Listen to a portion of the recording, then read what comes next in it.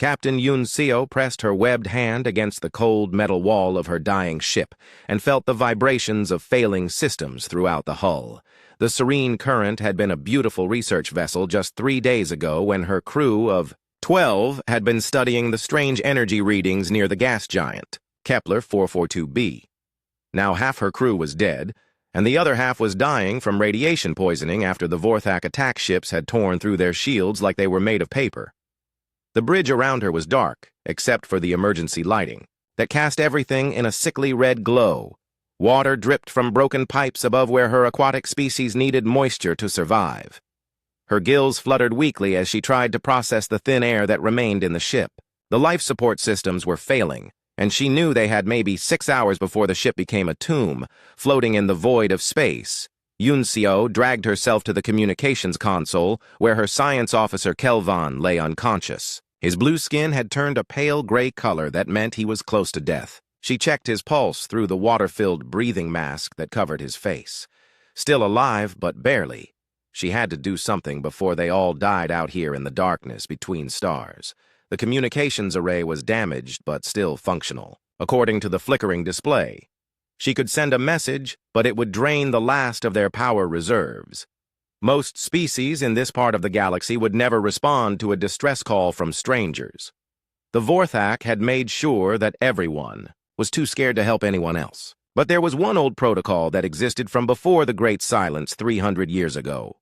Her grandfather had told her stories about the ancient emergency signal that was supposed to reach across all of space to find help when no help existed. It was just a legend that most people thought was made up. But her grandfather had been a communications engineer before he died, and he had shown her the signal pattern when she was young. He said it was created by a coalition of species who promised to always answer calls for help, no matter how far away they came from. Yun Seo activated the emergency transmitter and began entering the complex sequence of mathematical patterns that made up the ancient distress signal. Her fingers moved slowly across the controls because the radiation had damaged her nervous system.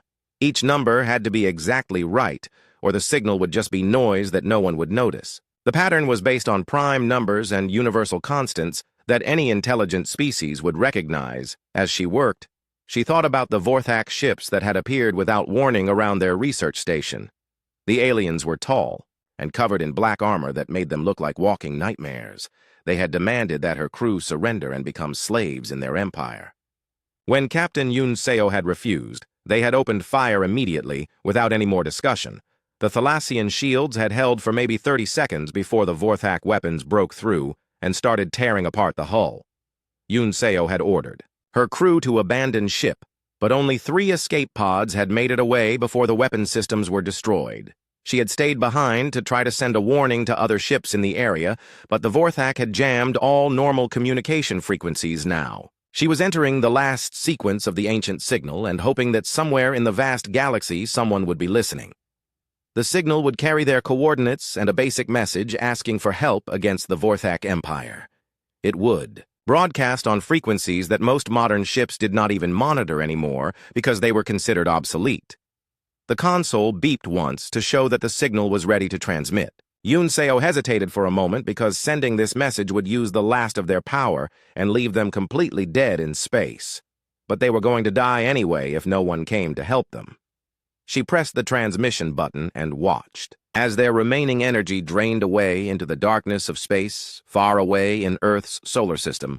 A human named Park Dong-min was finishing his night shift at the Deep Space Monitoring Station Prometheus. The station was built inside a large asteroid between Mars and Jupiter, where it could monitor radio signals from across the galaxy without interference from Earth's noisy electromagnetic field. Dong-min had been working as a communications officer for 3 years and had never detected anything more interesting than background radiation from distant stars. The monitoring station was quiet, except for the humming of computers and the occasional footsteps of other technicians walking through the corridors. Most of the staff was asleep because the night shift only required a skeleton crew to watch the automated systems. Dong-min was drinking his 4th cup of coffee and reading a technical manual when one of his screens started flashing with an incoming signal alert. At first he thought it was just another false alarm caused by solar interference or equipment malfunction. The monitoring station picked up thousands of random signals every day from natural sources like pulsars and black holes. But this signal was different because it had a clear mathematical pattern that looked artificial rather than natural. Dong Min called his supervisor, Commander Lee Ji-woo, who was trying to sleep in her quarters after working a double shift. She was not happy about being woken up, but she came to the control room anyway because that was her job. Lee Ji-woo was a small woman with short black hair who had been running the monitoring station for 5 years. She had seen every type of false alarm and equipment failure that could happen. She looked at the signal pattern on Dongmin's screen and frowned because it did not match anything in their database of known interference sources. The pattern was too complex and organized to be natural, but it was not coming from any human spacecraft or satellite. Lee Ji-woo told Dong-min to run the signal through their analysis computer to see if it contained any recognizable information. While they waited for the computer analysis, Kim So-young arrived at the control room because the automated systems had woken her up when an unknown signal was detected. She was the station's technical specialist who maintained all the equipment and computer systems. Kim So-young was young and very smart, but she had only been working at the station for 6 months since graduating from the Space Academy. The analysis computer finished processing the signal and displayed its results on the main screen. The signal contained mathematical sequences based on prime numbers and universal physical constants that could only have been created by an intelligent species. It also included coordinate data that pointed to a location in the Kepler 442 system, which was over 200 light-years away from Earth. Kim So-young checked the signal pattern against the historical database and found something that made her face turn pale. The pattern matched an ancient emergency protocol that was described in archives from the early days of Earth's space program. The protocol had been designed by a theoretical coalition of alien species as a universal distress signal that could be understood by any civilization. Commander Lee Ji-woo stared at the data on her screen and realized what they had just discovered. This was not a false alarm or equipment malfunction. This was humanity's first contact with an alien intelligence, and that intelligence was asking for help. The signal contained a plea for assistance against something called the Vorthak Empire, which meant nothing to the humans, but sounded threatening. Lee Ji-woo immediately sent an encrypted message to Earth's Deep Space Command headquarters, where Admiral Choi Hyun-woo was sleeping in his office after another long day of managing humanity's secret space defense programs. The message woke him up, and when he read it, he sat up in his chair so fast that he knocked over his coffee cup. After 300 years of listening to the galaxy, humans had finally received their first alien communication. Admiral Choi Hyun-woo had been preparing for this moment his entire career, but he had never expected it to happen like this. Earth's first contact with aliens was supposed to be a peaceful meeting between explorers or scientists. Instead, they were being asked to respond to a distress call from a species they had never heard of who needed help fighting a war against an enemy they knew nothing about.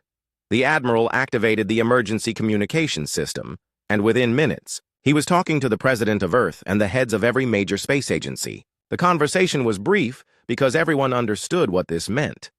Humanity could ignore the signal and remain hidden in their solar system, or they could respond and reveal their existence to the entire galaxy. The decision was made quickly because humans had been preparing for this moment for centuries. Earth would respond to the distress signal and send help to whoever had asked for it. Admiral Choi Hyun-woo gave orders to prepare Earth's fastest ship for immediate departure to the Kepler system. Captain Shin Min-ho and his crew would make humanity's first journey to another star system to answer an alien SOSAs. The sun rose over Earth's space command centers. Humans began preparing for their entrance onto the galactic stage. They did not know that by answering one distress call, they were about to awaken a force that would change the balance of power across the entire galaxy forever. Captain Shin Min-ho stood on the bridge of the Pathfinder and watched the stars shift from points of light into long streaks as his ship accelerated toward the Kepler system. The Pathfinder was Earth's fastest scout vessel, but even at maximum speed, it would take them 18 hours to reach the coordinates from the alien distress signal. He had been chosen for this mission because he was the best pilot in the Earth Defense Fleet, and because he could make quick decisions under pressure.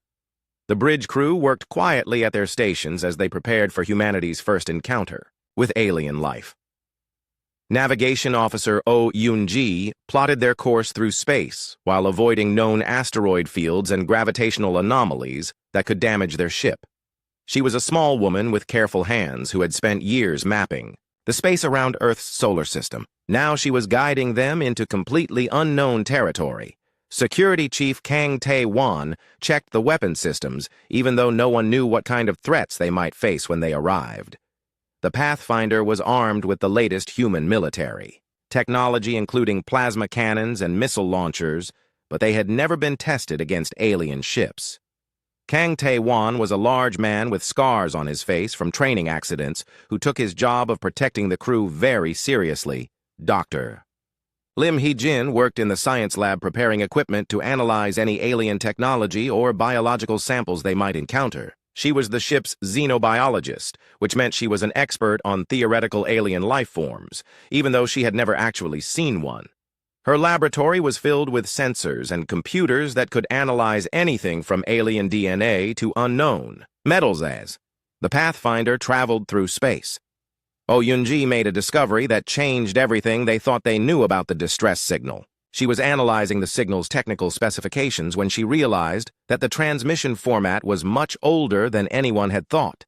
The mathematical patterns and frequency modulations matched protocols that were over 300 years old. She brought her findings to Captain Shin Min-ho, who called a meeting with his senior officers in the ship's briefing room. The room was small, with a metal table surrounded by chairs where the crew could discuss important matters. Oh Yoon-ji displayed her data on the wall screen and explained what she had found in the alien signal.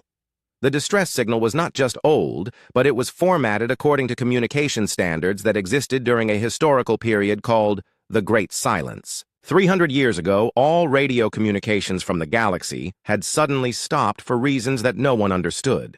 Before the silence, Earth's early radio telescopes had detected thousands of artificial signals from other star systems, but then everything went quiet at the same time. Oh Yoon-ji had compared the alien distress signal to archived recordings from before the Great Silence and found exact matches in the transmission protocols. This meant that whoever sent the signal was using communication technology that was designed during the time when the galaxy was full of talking civilizations. It also meant that someone or something had caused all those civilizations to stop. Communicating 300 years ago, Captain Shin Min-ho asked Dr. Lim Hee-jin what she thought about these findings, and she said it was possible that the Great Silence was caused by a catastrophic event that destroyed most of the galaxy's advanced civilizations. Maybe the Vorthak Empire mentioned in the distress signal was responsible for wiping out hundreds of species and forcing the survivors into hiding. Security Chief Kang Tae-won had a different theory after he accessed classified files from Earth's intelligence agencies. According to secret documents that were hidden in Earth's military archives, the Great Silence had happened exactly when Earth's governments had decided to stop broadcasting radio signals into space. Before that time, humans had been sending television shows and radio programs toward other stars for decades. The classified files revealed that Earth's leaders had detected evidence of a massive war happening somewhere in the galaxy around 300 years ago. Radio telescopes had picked up weapons signatures and distress calls from dozens of star systems before everything went silent. Earth's governments had made the decision to hide humanity's existence by stopping all outbound transmissions and building secret monitoring stations to watch the galaxy. Kang Tae-won showed the crew documents that proved Earth had been actively hiding from galactic civilization for 3 centuries. Humans had developed advanced space technology in secret while pretending to be a primitive species that had barely left their home planet. The public space program, with its slow rockets and limited missions, was just a cover story to hide the real Earth defense. Fleet Dr. Lim Hee-jin realized that this meant the distress signal was specifically designed to reach the legendary Silent Guardians that were mentioned in some of the oldest galactic archives. According to ancient records, the Silent Guardians were mysterious beings who had promised to protect peaceful civilizations from extinction. Most species thought the Silent Guardians were mythical creatures or advanced aliens from another dimension. But now the crew of the Pathfinder understood that the Silent Guardians were humans and Earth had been secretly watching the galaxy for 300 years while building a massive military force. The alien distress signal was a call for help that was meant to awaken Earth's hidden fleet and bring humanity into the galactic war against the Vorthak Empire. Captain Shin Min Ho ordered his crew to send an encrypted message back to Earth explaining what they had discovered. Admiral Choi Hyun-woo needed to know that responding to the distress signal would reveal humanity's true nature to every surviving civilization in the galaxy. Earth would no longer be able to hide behind the pretense of being a backward planet with primitive technology. While they waited for orders from Earth, the Pathfinder continued racing toward the Kepler system where the alien ship was waiting for rescue. Oh Yoonji monitored long-range sensors for any signs of other spacecraft in the area, while Kang Tae-won prepared the ship's weapons in case they encountered Vorthak forces. Dr. Lim Hee-jin studied everything known about the Kepler system to understand what kind of environment they would find there. The Kepler system contained one yellow star similar to Earth's sun and 6 planets, including 2 gas giants and 4 rocky worlds. The distress signal coordinates pointed to a location near the 4th planet where the alien research ship was drifting without power. Long-range scans showed that the area around the planet contained unusual energy readings that suggested recent weapon fire and explosive damage. As they got closer to their destination, the crew began detecting debris fields floating in space around the alien ship's position. The debris appeared to be pieces of destroyed spacecraft, including hull fragments and broken equipment that were spreading out from a central impact point. Someone had fought a battle here recently, and it looked like multiple ships had been completely destroyed. Oh Yoonji analyzed the debris patterns and determined that at least 5 ships had been involved in the battle, with 3 of them being completely destroyed and 1 severely damaged. The surviving ship was transmitting the distress signal on very low power, which meant its energy systems were almost completely drained. If the Pathfinder had arrived even a few hours later, they would have found only wreckage. Captain Shin Min Ho received new orders from Earth just as they were approaching the edge of the Kepler system. Admiral Choi Hyun-woo had made the decision to proceed with the rescue mission, despite the risks of revealing humanity's existence. Earth's leadership had voted to end 300 years of hiding and take an active role in galactic affairs, starting with this first contact mission. The orders included detailed instructions for how to approach the alien ship without appearing threatening and how to establish communication using universal mathematical concepts. Captain Shin Min Ho was authorized to offer medical assistance and safe passage to Earth if the aliens needed refuge from their enemies. He was also authorized to defend himself if attacked by Vorthak forces. As the Pathfinder moved into the Kepler system, Kang Tae-won detected energy signatures on his sensors that indicated other ships were present in the area. The signatures were different from human technology and much more powerful than anything in Earth's database. At least 3 large vessels were moving through the system on intercept courses that would bring them close to the alien distress signal. Location Captain Shin Min Ho realized that the Vorthak had followed the same distress signal that Earth had detected, and they were coming to finish off the survivors. The Pathfinder would arrive at the alien ship first, but only by a few hours before the enemy forces reached the same location. This meant that humanity's first contact with alien life would probably also be humanity's first battle against hostile aliens. Dr. Lim Hee-jin suggested that they could rescue the alien survivors and escape before the Vorthak ships arrived. But Captain Shin Min Ho knew that running away would doom any other aliens in the system. If Earth was going to reveal itself to the galaxy, then humans needed to make a statement about what kind of species they were. They would stand and fight to protect innocent aliens, even if it meant risking their own lives. The Pathfinder approached the damaged alien vessel through a field of floating debris that sparkled in the light from the distant star. Captain Shin Min Ho watched the main screen as their target grew larger, and he could see the extent of damage that had been done to the ship. Massive holes had been burned through the hull, and entire sections of the vessel were missing or twisted into unrecognizable shapes. Communications Specialist Bae Soo-jin worked at her station trying to establish contact with any survivors inside the alien ship. She sent mathematical sequences and universal symbols that any intelligent species should recognize as attempts at peaceful communication. After several minutes of trying different approaches, she finally received a weak response signal from inside the damaged vessel. The response was audio only and contained sounds that were unlike anything humans had ever heard before. The voice was musical and fluid, like water flowing over stones, but with complex harmonics that suggested a very different vocal structure from human speech. Bae Soo-jin ran the sounds through the ship's computer, which analyzed the patterns and began building a basic translation program. Captain Shin Min-ho ordered his crew to dock with the alien ship so they could provide direct assistance to any survivors. The two vessels connected through an airlock that had been designed to work with unknown alien technology. Engineer Cho Jung-min monitored the docking process carefully because they had no idea what kind of atmosphere or environmental conditions existed inside the other ship. Medical officer Dr. Park Si-young prepared the ship's medical bay to receive alien patients even though she had no idea what kind of biological systems they might have. She gathered equipment that could analyze unknown biochemistry and medications that might work on non-human physiology. Everything she knew about medicine was based on human biology, but she would have to adapt quickly to help alien survivors. First alien to come through the airlock was Captain Yoon Seo, who moved slowly because of radiation poisoning and injuries from the attack on her ship. She was smaller than most humans, with blue-green skin that had a wet appearance and large eyes that could see in different light spectrums.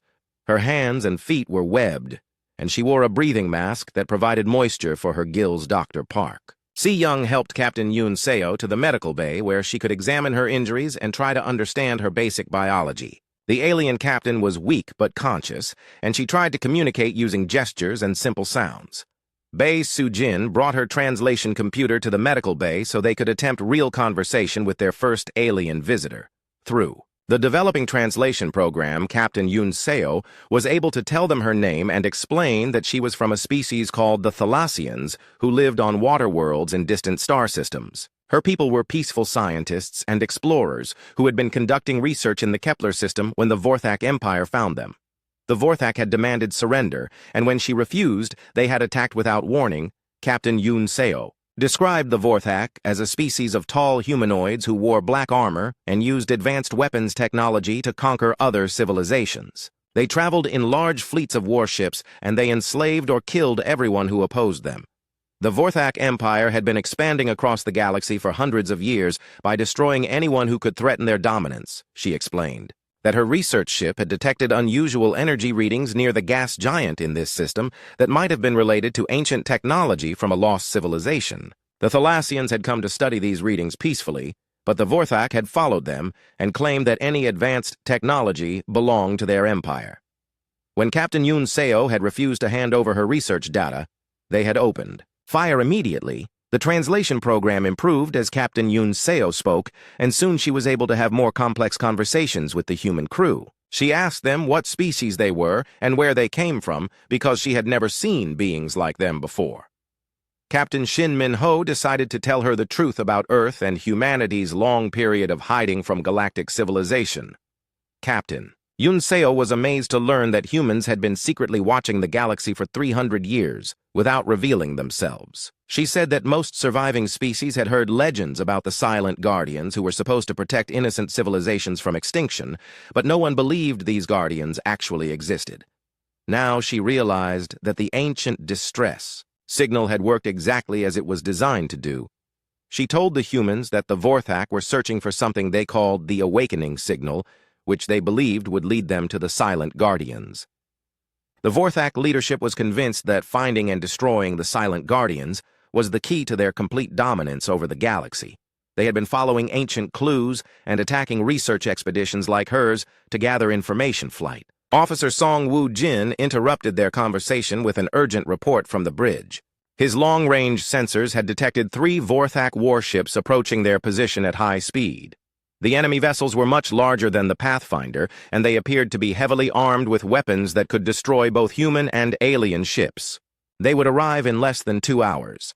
Captain Shin Min-ho faced a critical decision about whether to flee with the alien survivors or stay and fight against superior enemy forces.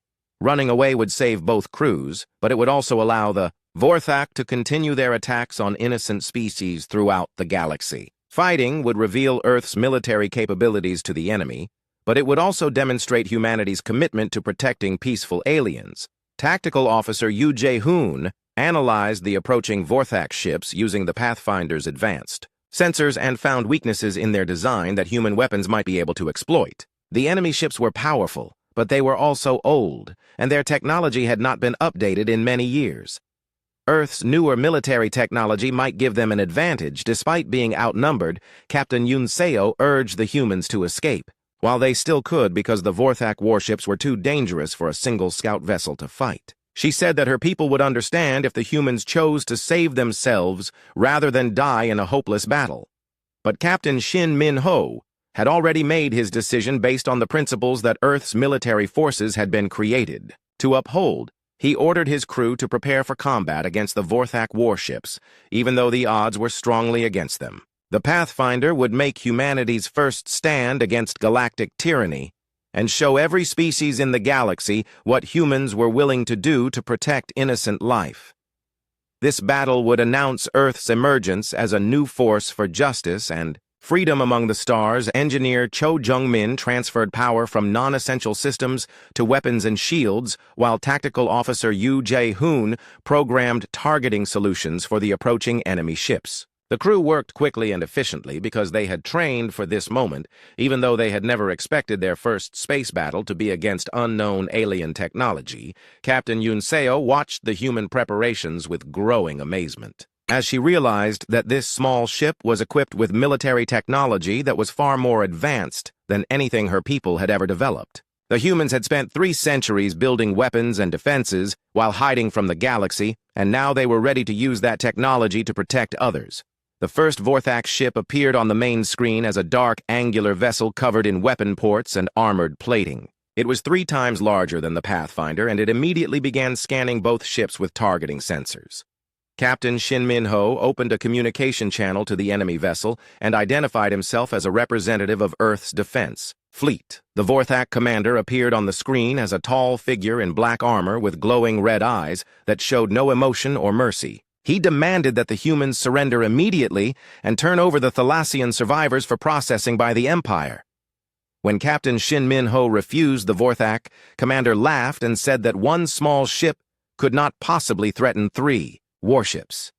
The battle began when the first Vorthak vessel opened fire with energy weapons that had destroyed hundreds of ships belonging to other species. But the Pathfinder's shields held against the attack, while Tactical Officer Yoo Jae-hoon returned fire with humanity's plasma cannons.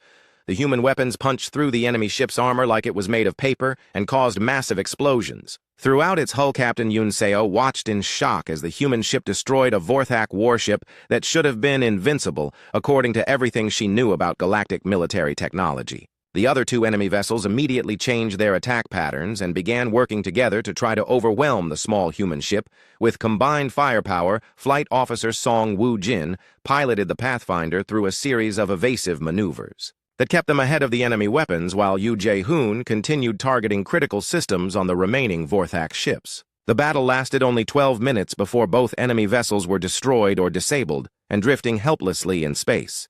When the fighting was over, Captain Shin Min-ho sent a message to Earth reporting that humanity had won its first victory against hostile. Fleet Admiral No Young-soo sat in the secure conference room deep beneath Earth's Space Command headquarters and read Captain Shin Min-ho's battle report for the 3rd time.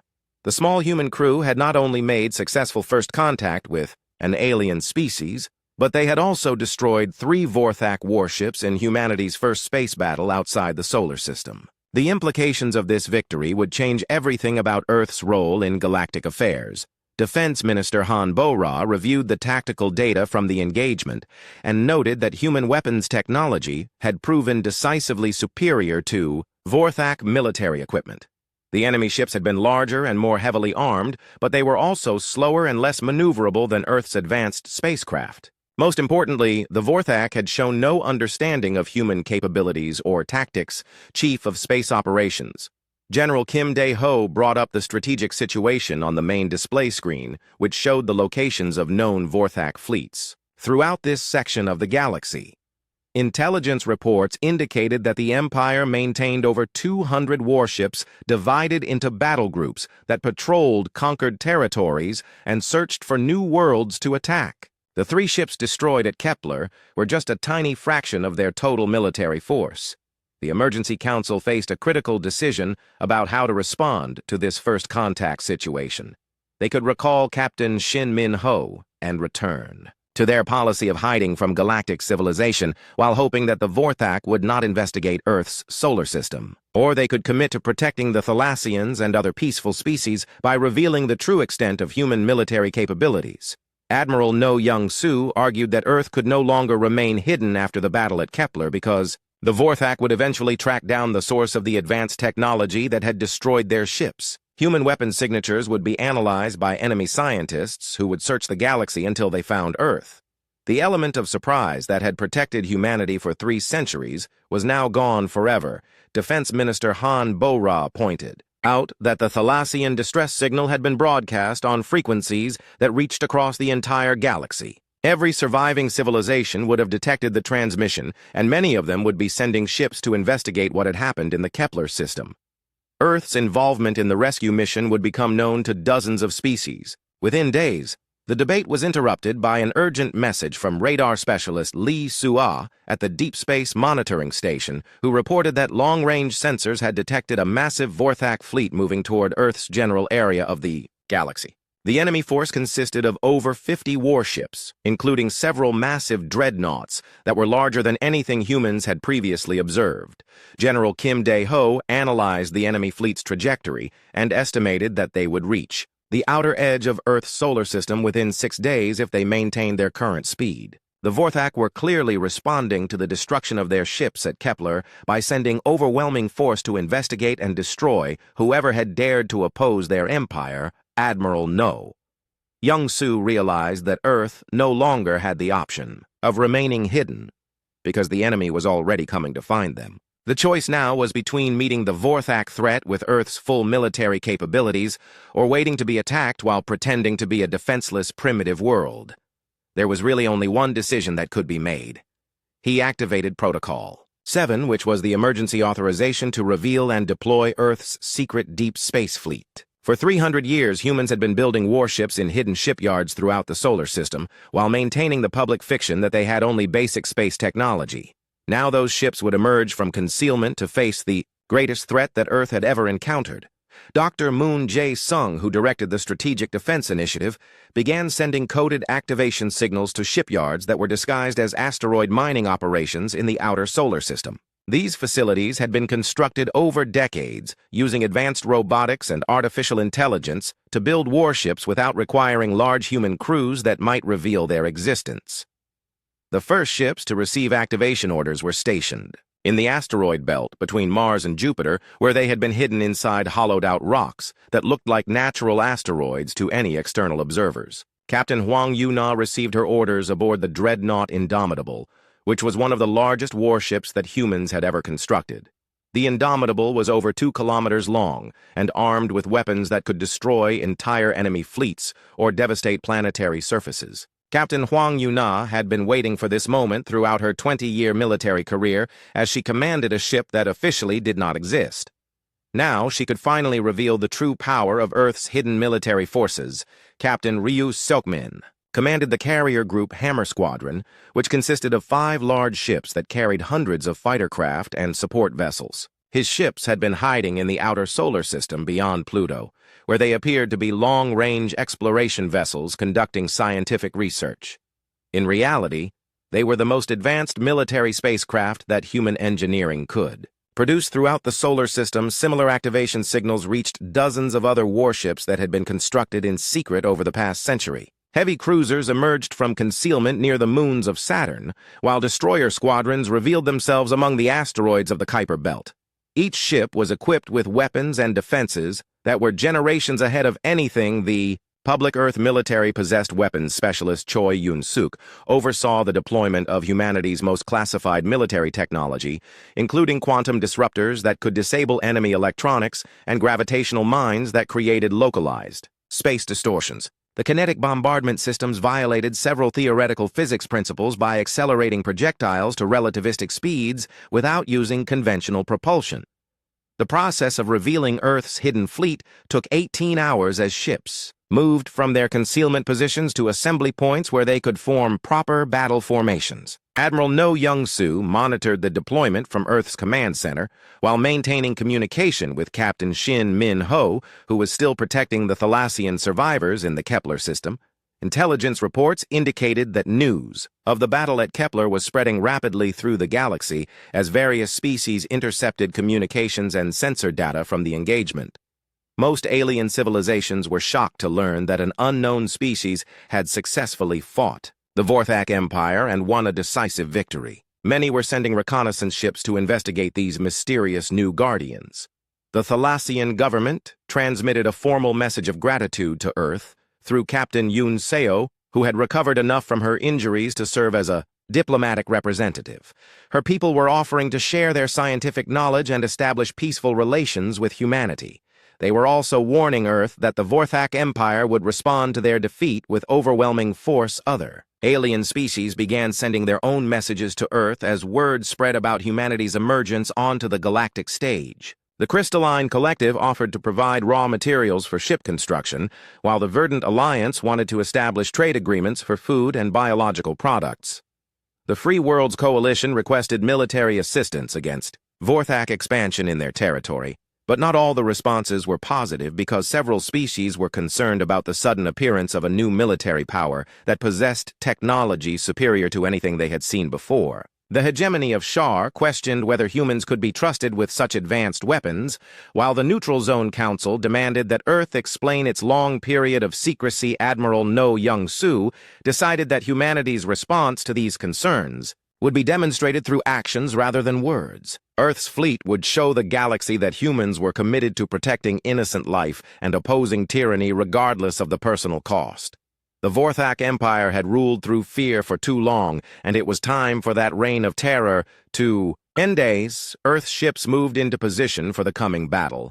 Captain Huang Yu-na received tactical data about the approaching Vorthak fleet from long-range reconnaissance drones. The enemy force was larger and more powerful than anything humans had faced before, but it was also spread out across multiple battle groups that could be defeated individually if Earth's forces used proper strategy.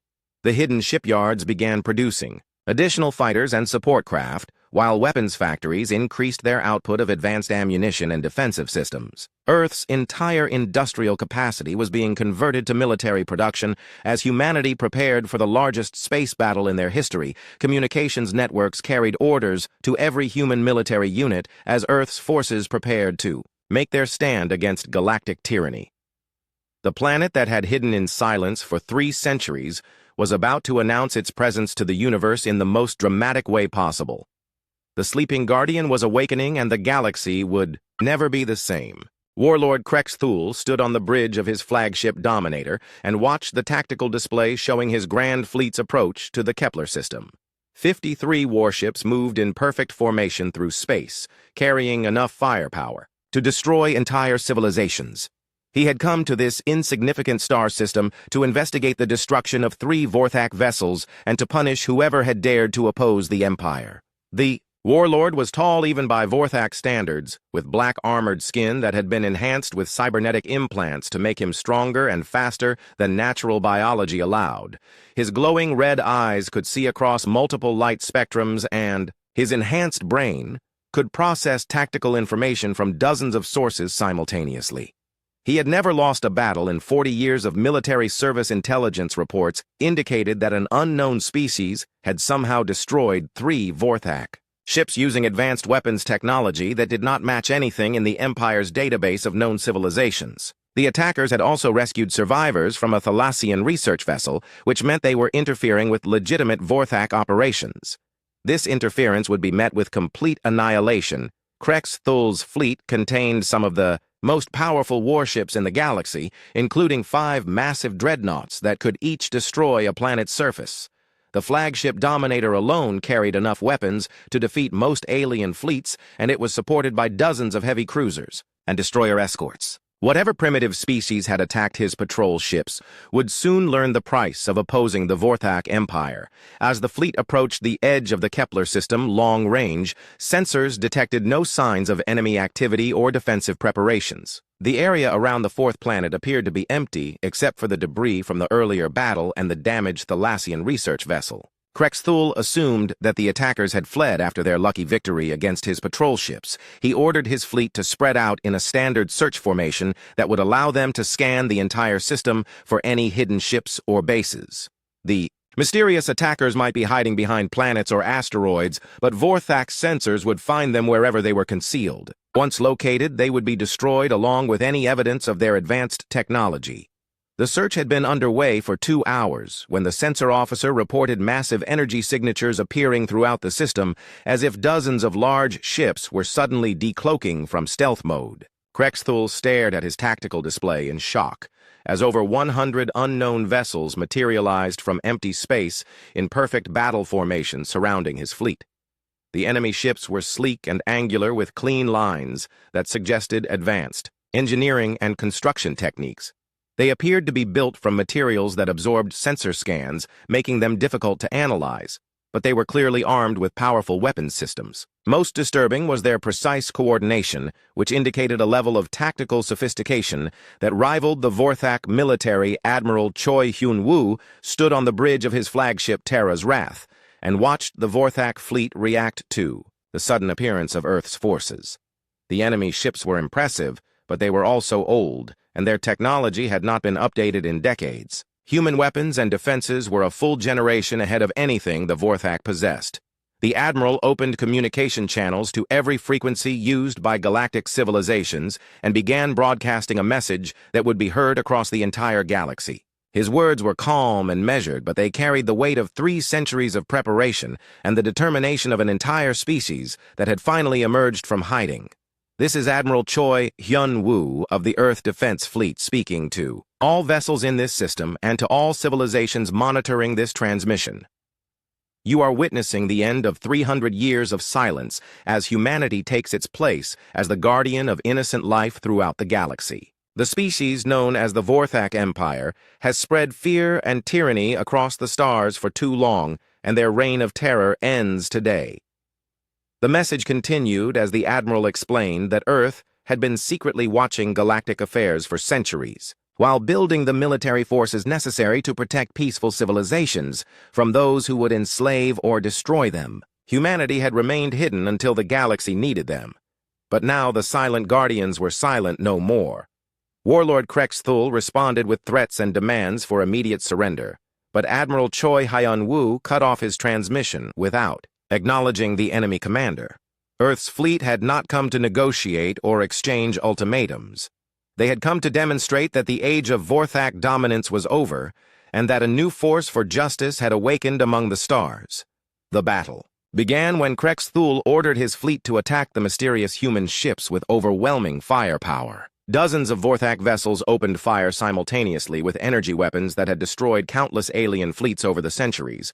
But the human ships absorbed the attack with advanced shielding technology that dispersed the enemy fire harmlessly. Into Space Commander Park Mi-young led Earth's fighter squadrons in the first wave of counterattack as hundreds of small craft launched from human carriers and swept through the Vorthak formation like deadly swarms. The fighters moved with impossible speed and agility, while their weapons cut through enemy armor as if it were made of thin metal instead of advanced materials. Captain Lee Chan-woo commanded the artillery ships that demonstrated why humanity had spent so much time perfecting orbital bombardment techniques. His vessels fired kinetic projectiles that accelerated to significant fractions of light speed before impacting Vorthak ships with the force of nuclear explosions. Entire enemy vessels simply disappeared in bursts of plasma and expanding debris clouds. The Vorthak fleet tried to respond with their superior numbers, but they found themselves unable to target the human ships effectively because Earth's electronic warfare systems were jamming their sensors and disrupting their communications. Vorthak commanders could not coordinate their attacks or even communicate with each other as their advanced technology was rendered useless by human countermeasures. Captain Hwang Yu-na brought the dreadnought Indomitable into close-range combat with Krexthul's flagship and demonstrated the true power of human military engineering. The Indomitable's main weapons fired concentrated energy beams that punched completely through the Dominator's armor and caused catastrophic damage to its internal systems. The proud Vorthak flagship began breaking apart under the assault warlord. Krexthul abandoned his dying ship in an escape pod and watched as the rest of his grand fleet was systematically destroyed by the mysterious human forces. In 40 years of military service, he had never seen such advanced technology or such devastating tactical superiority. The humans fought like they had been preparing for this battle their entire lives. The engagement lasted less than 30 minutes. Before the surviving Vorthak ships began retreating in complete disorder. Over 2/3 of Krexthul's fleet had been destroyed or disabled, while the human forces had suffered minimal damage. The battle demonstrated that Earth's military technology was not just superior to Vorthak equipment, but was generations ahead of anything else in the galaxy. The enemy remnants fled toward their territory. Admiral Choi Hyun-woo sent another message that was broadcast to every inhabited world within 100 light years. He announced that Earth's fleet would protect any civilization that asked for help against tyranny and aggression. The galaxy now had guardians who possessed both the power and the will to defend innocent life. Captain Yoon Seo watched the battle from the bridge of the Pathfinder and realized that she had witnessed the most important moment in galactic history since the Great Silence began 3 centuries ago. The legendary Silent Guardians were real, and they were humans who had been patiently building their strength while waiting for the galaxy to need them. News of the battle spread across the galaxy at the speed of light as alien civilizations monitored the broadcasts and sensor data from the engagement. The Vorthak Empire had been decisively defeated by a species that most civilizations had never heard of before today. The balance of power in the galaxy had shifted permanently in favor of those who valued freedom and peace. On hundreds of worlds, alien leaders held emergency meetings to discuss the implications of Earth's emergence as a galactic superpower. Some species were concerned about human intentions, while others were grateful that someone finally possessed the strength to challenge Vorthak tyranny. All of them understood that the galaxy would never be the same. The Vorthak Empire began recalling their fleets to defend their core territories as reports arrived about the complete destruction of their grand fleet. For the first time in centuries, they faced an enemy that possessed superior technology and tactical capabilities. Their expansion across the galaxy came to an immediate halt as they tried to understand how to fight an opponent. They could not defeat. Captain Yoon Seo sent a new message across the galaxy using the same ancient emergency frequencies that had carried her original distress call. But this time she was not calling for help against hopeless odds. Instead, she was broadcasting a message of hope to every peaceful civilization that had lived in fear of Vorthak aggression for generations.